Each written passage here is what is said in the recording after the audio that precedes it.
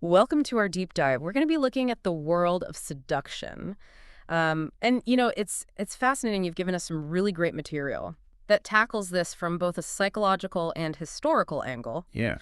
especially this book, The Art of Seduction by Robert Greene. I have to say, getting into this, it's like stepping into some kind of psychological spy thriller. Yeah. It's definitely a very captivating look at this whole dance of attraction and influence. Yeah, and what I found particularly interesting is how Greene, starts by defining what he calls the anti-seducer, Right. almost like he's giving us a warning sign Right. before we venture any further. It's almost like saying, before we learn about, the masters of attraction, let's take a look at what not to do. Right, exactly. So who is this anti-seducer? What are the telltale signs that we should be watching out for? Well, the anti-seducer is basically clueless.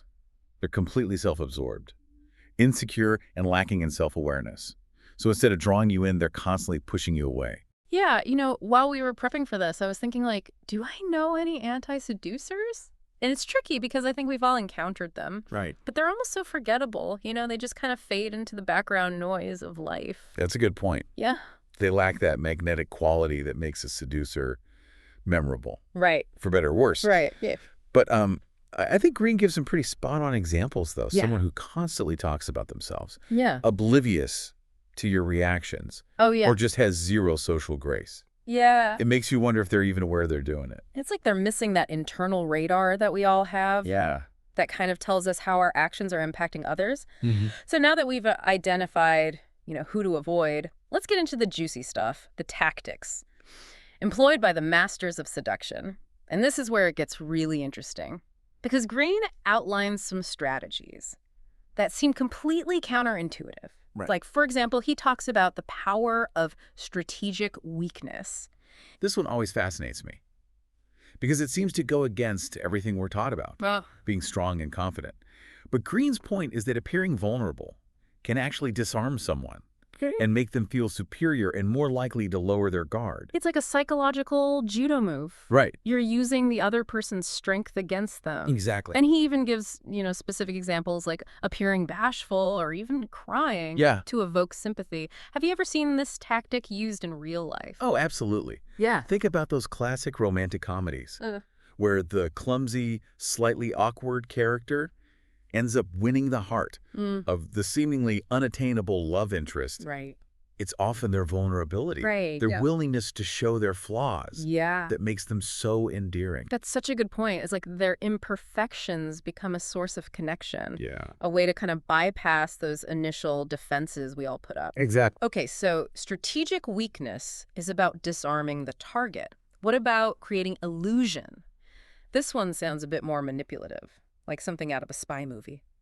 It can be, but it's also incredibly effective. Yeah. This tactic is all about tapping into a person's fantasies and desires, creating an intoxicating experience that feels almost unreal. It's like crafting this dream world where the target feels like they can be anyone they want to be, Right. even if it's just for a fleeting moment. But how do seducers figure out what those secret desires even are? It's a combination of observation, intuition, and understanding human psychology. A master seducer pays attention to the smallest details. Okay. The way someone talks, the things they look at, the things they avoid. It's about reading between the lines and piecing together a picture of their inner world. So it's not just about physical attraction. No. It's about connecting on a deeper, almost subconscious level. Yeah. Tapping into those unspoken longings that we all carry within us. And once you've created that illusion, how do you maintain it? Because surely the spell has to break at some point, right? Right. Well, that's where the other tactics come into play. Okay. Greene talks about the importance of isolation, Okay. separating the target from their usual support system and making them more reliant on the seducer. Yeah. It's about creating a world where the illusion can thrive away from the harsh realities of everyday life. It's like building this seductive bubble where everything is heightened, intensified. Right. Makes me think of those classic stories of spies who lure their targets away to these exotic locations surrounding them with luxury and intrigue.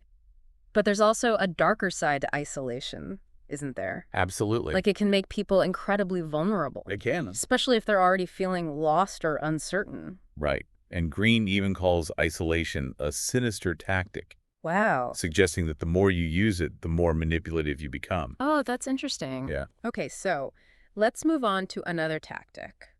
That seems to tap into our deeper psychology, regression. What exactly does that mean in the context of seduction? Regression is about triggering a childlike dependency in the target.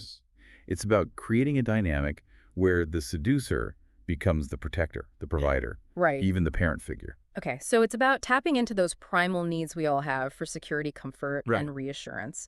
But how does a seducer actually achieve that? Are they literally acting like a parent? Not necessarily. It's more about creating a feeling of Oh. safety and security. That could be through gestures of kindness and care, offering compliments and support, or even creating a sense of playful innocence in the interaction. Okay, so it's about making the target feel safe enough Yeah. to let down their guard, to regress to a more childlike state of openness and vulnerability. Exactly. Makes me think of those charismatic leaders who have a way of making their followers feel like they're part of a family, Right. creating a sense of belonging and loyalty. But like isolation, there's also a potential for manipulation here. Right, without a doubt. Yeah. Especially if the seducer is using regression to exploit someone's vulnerabilities or to create an unhealthy dependency. It's like walking a tightrope. It is. Seduction is about navigating those subtle lines between attraction, influence, and manipulation.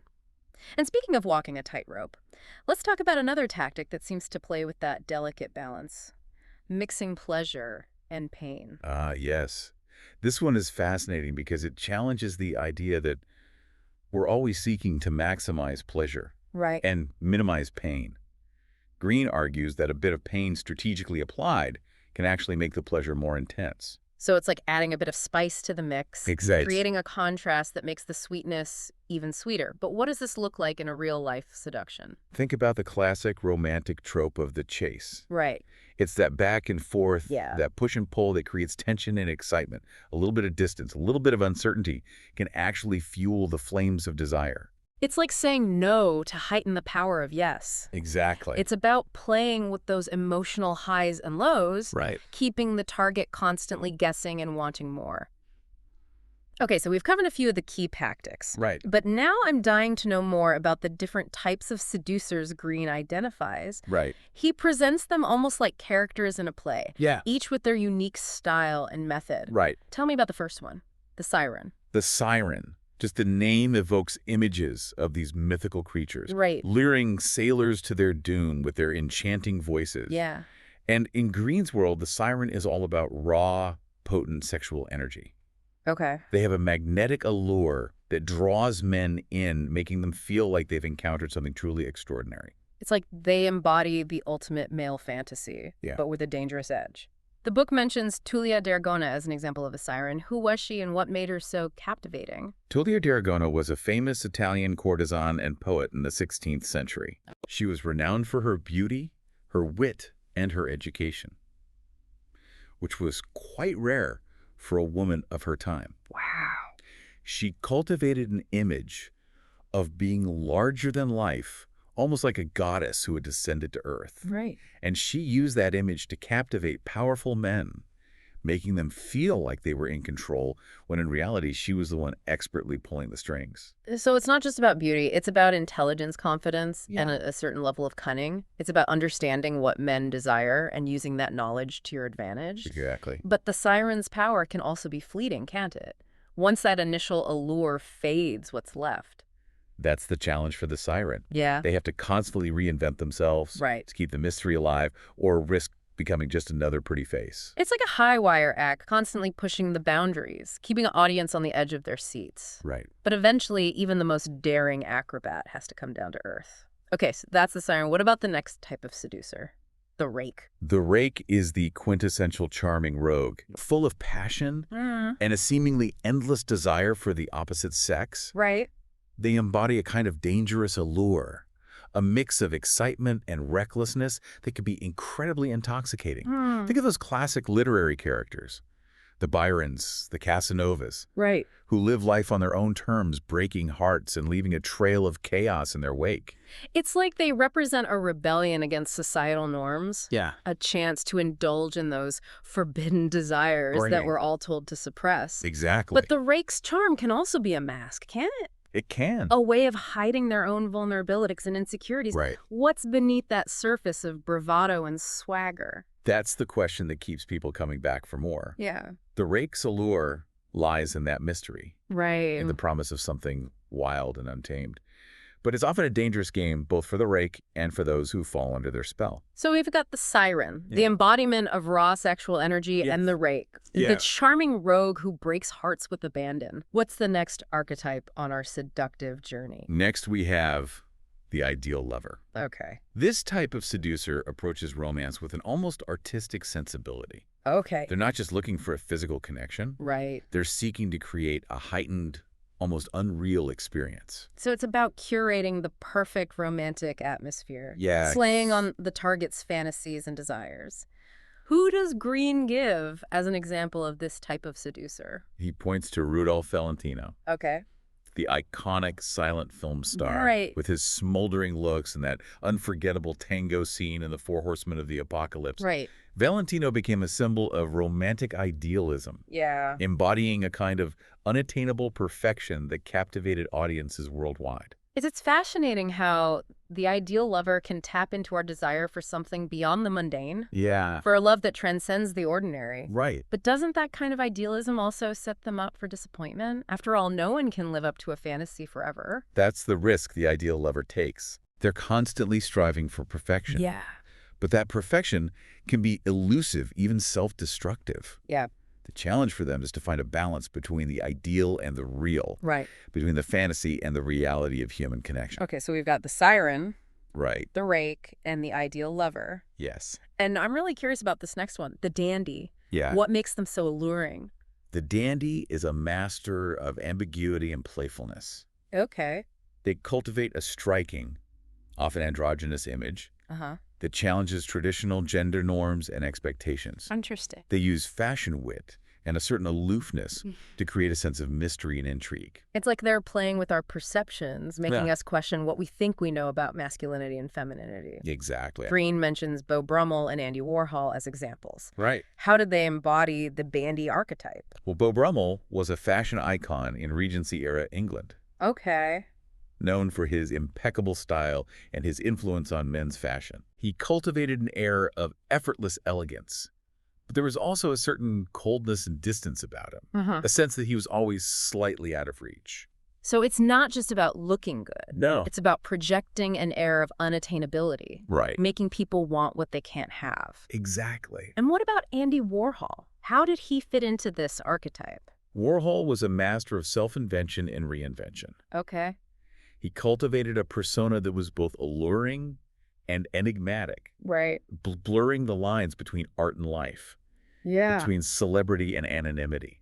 He understood the power of image and the way it could be used to create a sense of intrigue and fascination. It's like they're both playing a game, Yeah. and we're invited to watch but never fully understand the rules. Right. That sense of mystery can be incredibly seductive, It can. making us want to decipher the code, Right. to figure out what lies beneath the surface. Exactly. And that's what makes the dandy so fascinating. Yeah. They challenge our assumptions, provoke our curiosity, and make us question everything we thought we knew about attraction and desire. Okay, so we've explored 4 of the 9 types of seducers: the siren, the rake, the ideal lover, and the dandy. Right. Each one has their own unique appeal, their own way of tapping into our deepest desires and fantasies. But we're just scratching the surface of this seductive world. Yeah. There are still 5 more archetypes to explore, Right. each one more intriguing than the last. Absolutely.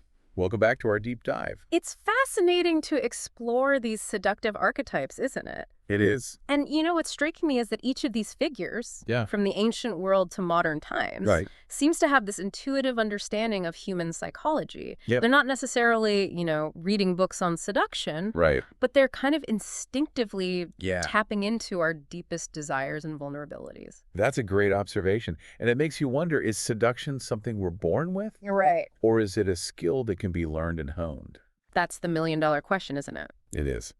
But before we get too philosophical, Yeah. let's dive back into Greene's archetypes. Okay. We've covered the siren, Yeah. the rake, Uh-huh. the ideal lover, Yes. and the dandy. Right. Who's next on our list? Next up is the natural. Okay. Now remember, naturals are all about spontaneity. Yeah.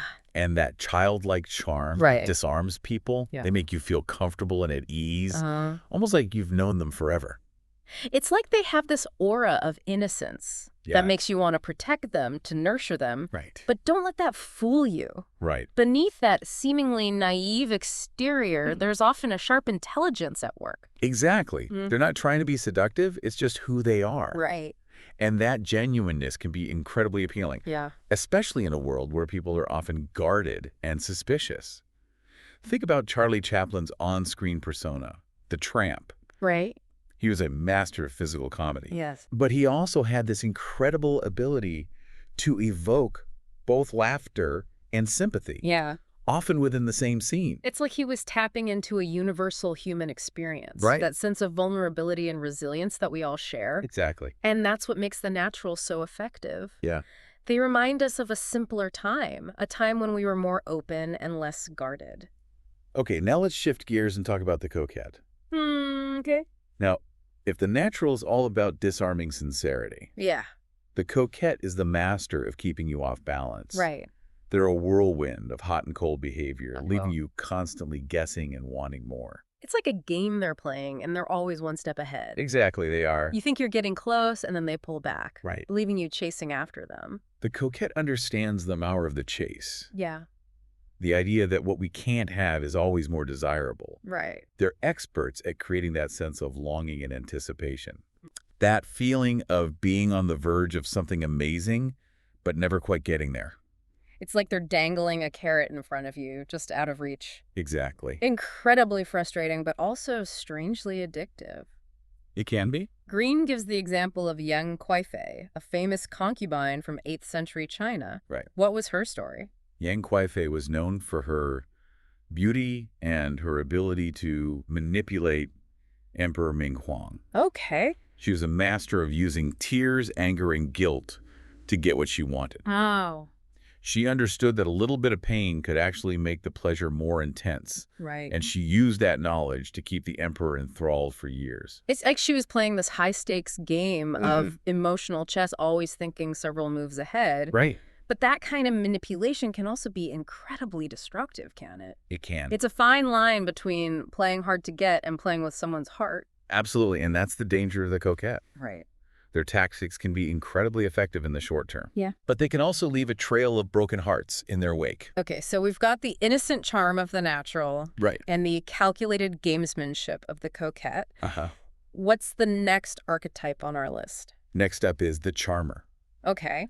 Now, unlike the coquette, the charmer's goal isn't to keep you off balance. Right. It's to make you feel good about yourself. Right. They're masters of flattery, disarming you with compliments and making you feel like you're the most important person in the room. It's like they have this magic touch Right. that makes you feel seen and appreciated. Exactly. And it's not just about empty flattery. Yeah. They genuinely seem to find something special in everyone they meet. And that sincerity is what makes them so effective. It is. They're not trying to manipulate you. Right. They genuinely want you to feel good about yourself. Right. And that kind of positivity can be incredibly seductive, It can be. especially if you're feeling insecure or down on yourself. Think about someone like Benjamin Disraeli, the British Prime Minister. He was famous for his wit and his ability to charm even his most ardent political rivals. Yeah, he's a master of it. It's like they have this infectious energy that makes you want to be around them. Yeah. To kind of bask in their glow. Right. But is there a danger in being too charming? There can be. Can it be seen as insincere or manipulative? It can if it's not genuine. Right.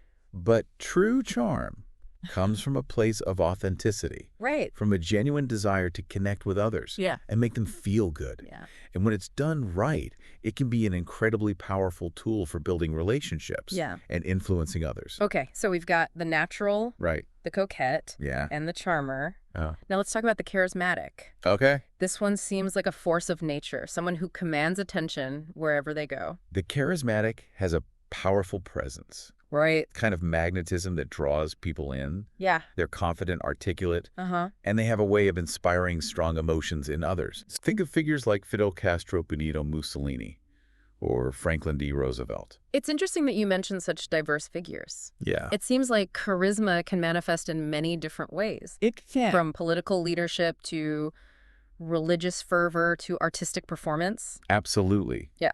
But what all charismatics share Right. is that unwavering belief in themselves and their message. Yeah. And that conviction can be incredibly seductive. Right. Especially if you're looking for someone to follow, someone to lead you. It's like they have this inner fire that burns so brightly. Yeah. It illuminates everyone around them. It does. But charisma can also be a double-edged sword, can't it? It can. It can be used for good or evil. Right. To inspire or to manipulate. That's the paradox of charisma. Yeah. It's a powerful force that can be used to build or destroy. Right. And it's up to each individual to decide how they will wield that power. Okay, so we've covered 8 of the 9 types of seducers. Right. We've got the siren, the rake, the ideal lover, the dandy, the natural, the coquette, the charmer, Yes. and the charismatic. Right. Last but certainly not least, we have the star. The star. It's such an evocative term. It is. Conjuring up images of glamour, mystique, and unattainable beauty. Right. How does Greene define this archetype? The star cultivates an ethereal, otherworldly quality. Okay. They're masters of mystery and allure, using style, a calculated indifference, and often a touch of the theatrical, Right. to create a sense of distance and intrigue. Okay. Think of someone like Marlene Dietrich, Right. with her captivating screen presence and her carefully crafted image. Right. She understood the power of maintaining a certain mystique, Yeah. of keeping her private life private, Right. which only added to her allure. It's like they're not quite of this world, No. existing in a realm of beauty and fantasy. Yeah. And that inaccessibility can be incredibly seductive, It can. making people want to get closer to penetrate the mystery. But is there a danger in becoming too much of a star? There is. Can you lose yourself in the image you've created? Absolutely. The challenge for the star is to maintain a balance between the persona and the person, Right. between the image and the reality. It's a delicate dance. It is. And it requires a high level of self-awareness and authenticity to pull it off. It does. So we've now explored all 9 of Greene's seductive archetypes. We have. It's like we've taken this whirlwind tour of the human psyche, Yeah. exploring the different ways we attract and influence each other. Right. But, you know, I think it's important to remember that these are just archetypes. They are. Right. In reality, people are often a blend of different types. That's right. And the beauty of seduction is that it's never black and white. Right. It's about understanding the different facets of human personality and how they can be used to create attraction and influence. Okay, so we've covered the tactics and the archetype. Now I'm really curious to see how these concepts play out in real life. Yeah. Greene devotes a whole section of the book to case studies, Right. examining some of history's most notorious seducers. Yes. Let's start with Cleopatra, shall we? Let's do it. Cleopatra is a fascinating case study. Yeah. Because she was far more than just a beautiful woman. Right. She was incredibly intelligent, well-educated, and politically savvy. Right. She managed to captivate 2 of the most powerful men of her time, Yeah. Julius Caesar and Mark Antony, Yeah. using a combination of beauty brains and strategic brilliance. The book mentions that she was fluent in multiple languages. She was. Which would have been quite impressive at the time. Absolutely. And she used that knowledge to her advantage. Right. Adapting her language and demeanor to suit her audience. Right. She understood the importance of creating a sense of connection and intrigue. Yeah. And she was a master of using language to seduce and persuade. And she also seems to have understood the power of spectacle and creating a sense of awe. The book describes her grand entrance into Rome on a barge adorned with gold and silver, dressed as the goddess Aphrodite. That's right. It was a calculated performance, designed to make a lasting impression and solidify her image as a powerful and alluring figure. Right. She knew how to captivate an audience and use imagery to her advantage. It's like she was a master stage director. She was. Orchestrating every detail to create the desired effect. Right. But her power wasn't just about outward appearances. She also seems to have had a keen understanding of psychology, particularly when it came to understanding men's desires. Yes. The book highlights how she was able to identify and exploit the weaknesses of powerful men like Julius Caesar and Mark Antony. Yeah. She indulged their vanity, played on their desire for exotic experiences, Right. and presented herself as the ultimate prize. It's almost like she was a chess master, Right. always thinking several moves ahead. Exactly. And that strategic brilliance, Yeah. combined with her undeniable charm and intelligence, made her an incredibly formidable seducer. She was one for the ages. It makes you wonder what it must have been like to be in her presence. I know. She truly was a force of nature. Now let's shift gears and talk about Marilyn Monroe. Okay. It's interesting to contrast her with Cleopatra. They came from vastly different backgrounds and lived in completely different eras, Right. yet both achieved a kind of iconic status Right. as symbols of seduction. And both understood the power of image Yeah. and performance. Uh-huh. But Marilyn's persona seems to have been more carefully crafted and controlled, Right. especially in the age of Hollywood and mass media. That's right. She understood how to use the media to her advantage, Right. creating a public image that blended innocence and sex appeal Right. in a way that was both captivating and enduring. The book mentions that she would spend hours perfecting her walk and practicing her poses, She did? even studying the techniques of other actresses like Jean Harlow and Marlene Dietrich. Yes, she was very deliberate in crafting her persona. Wow. And she also understood the power of vulnerability. Right. Her breathy voice, Yeah. her slightly clumsy demeanor, Mm-hmm. those were all part of her allure. They were. It made her seem more approachable, more human, Right. and somehow even more desirable. Exactly. She wasn't afraid to show her flaws. Right. And that made her seem more authentic, more relatable. Yeah. And in a strange way, it made her beauty even more striking. It's like those imperfections highlighted her perfection. They did. It's fascinating how she was able to turn what might have been considered weaknesses into strengths. Yes, and that's a testament to her intelligence. Yeah. And her intuitive understanding of the psychology of attraction. Now let's talk about Madame de Pompadour. Okay. She's a fascinating figure, She is. especially because she wasn't a conventional beauty Right. like Cleopatra or Marilyn. That's right.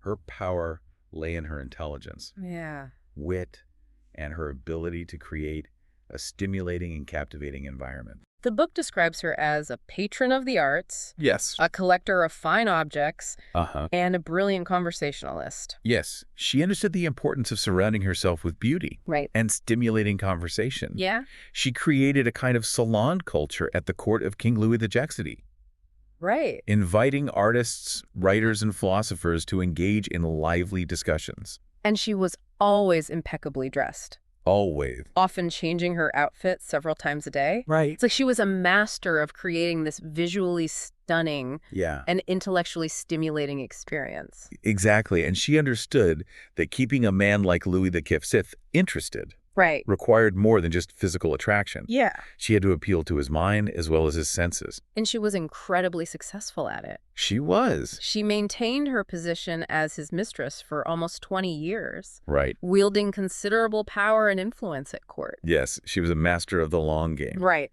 She understood the importance of strategy and patience in the art of seduction. It's fascinating to see how these three women, Right. all from different eras and backgrounds, Right. use different tactics to achieve their goals. Right. It really highlights the idea that seduction Yeah. is a complex and multifaceted art. Absolutely. And it's an art that can be applied to many different areas of life. Right. But it's important to remember that seduction is not just about manipulating others. Right. It can also be about understanding yourself, It can. your own desires, and how you project yourself to the world. Exactly. And the more you understand the psychology of seduction, Right. the more you can use it to create authentic connection Yeah. and achieve your goals. So now that we've explored these case studies, Yeah. I'm starting to see the patterns in my own life. Right. You know, those subtle ways we try to influence each other, Mm-hmm. whether it's in our relationships at work or even in our social interactions. That's the beauty of understanding these concepts. Yeah. It's like you've been given a secret decoder ring for human behavior. It is. You start to see the world in a new light. Right. And you realize that seduction is all around us. It's like we're all players in this grand game of seduction, We are. whether we realize it or not. But now that we're aware of the rules, Yeah. we can choose to play the game more consciously, Right. more strategically, Yeah. and hopefully more ethically. Exactly. And that brings us to the next section of the art of seduction. Okay. We've explored the tactics, Right. the archetypes, and the case studies. Yes. Now let's dive into the seductive process itself. Okay. The stages of seduction, as Greene outlines them. Let's do it. I'm ready to see how this all comes together. Welcome back to our deep dive into the art of seduction. It's amazing how much ground we've covered from ancient Egypt to modern-day Hollywood, from seductive tactics to these fascinating character archetypes. Yeah, it really highlights how these principles of attraction and influence have been at play throughout history across different cultures and societies. It's like we've been given this secret decoder ring for human behavior. Now I'm starting to see these patterns everywhere in my relationships at work, even in those everyday interactions we take for granted. Yeah, that's the power of this knowledge. It opens your eyes to these subtle dynamics that shape our interactions. But it also raises the question, what do we do with this knowledge? How can we use it ethically and effectively in our own lives? That's a great question, and it's the perfect segue into the next part of our deep dive. We've explored the tactics, the archetypes, the case studies. Now let's delve into the actual process of seduction as Greene outlines it. He breaks it down into these four distinct phases. Tell me about the first one, separation. Separation is all about creating intrigue, setting yourself apart from the crowd and piquing your target's curiosity. It's not about being aloof or playing hard to get, but rather it's about cultivating an air of mystery and desirability. So it's less about pushing people away and more about drawing them in through subtle cues and signals.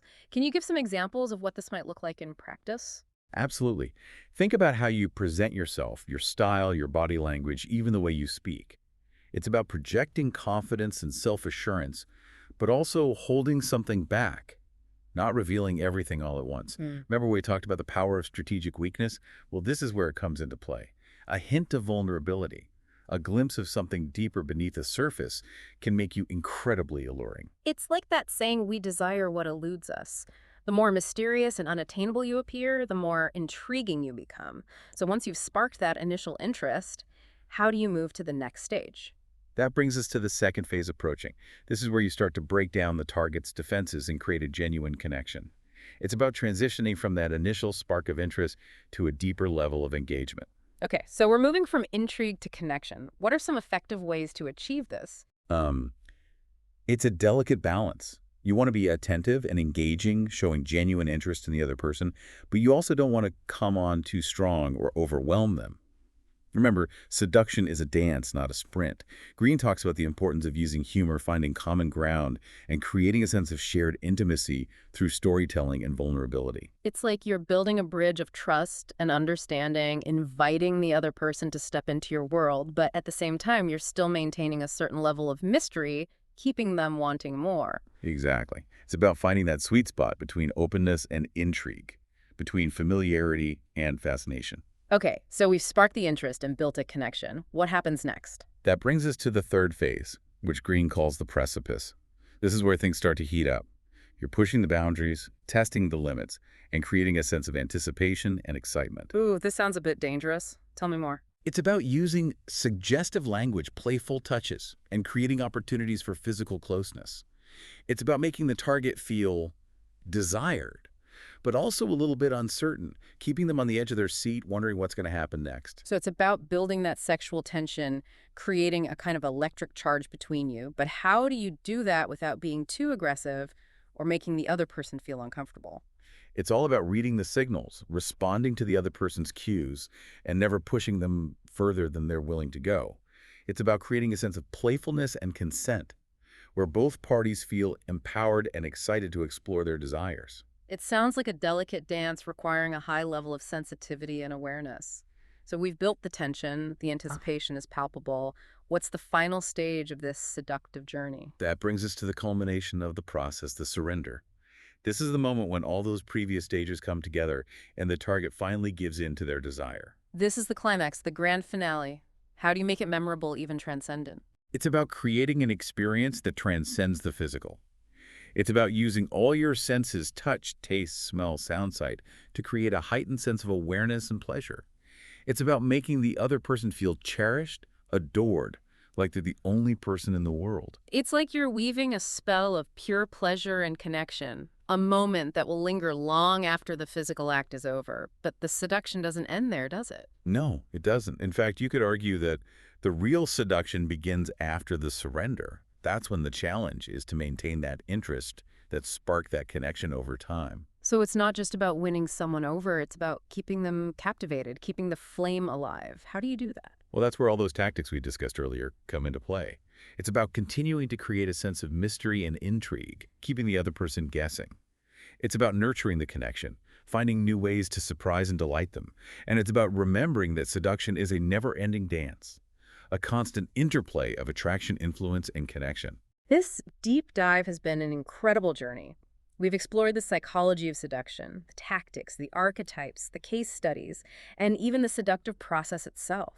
It's like we've unlocked a secret vault of human behavior, revealing the hidden forces that shape our interactions. And now that you have this knowledge, you can start to apply it to your own life, becoming a more conscious and skillful player in this grand game of seduction. But as we wrap up, I think it's important to emphasize that seduction at its core should be about creating win-win situations. It's about using these skills ethically with respect for others and with the intention of building genuine connections that benefit everyone involved. I couldn't agree more. Seduction, when used responsibly, can be a powerful tool for creating more fulfilling relationships, achieving greater success, and living a more vibrant and meaningful life. Well, that brings us to the end of our deep dive into the art of seduction. We hope you've enjoyed the journey. And until next time, keep exploring, keep connecting, and keep seducing the world with your unique brilliance and charm.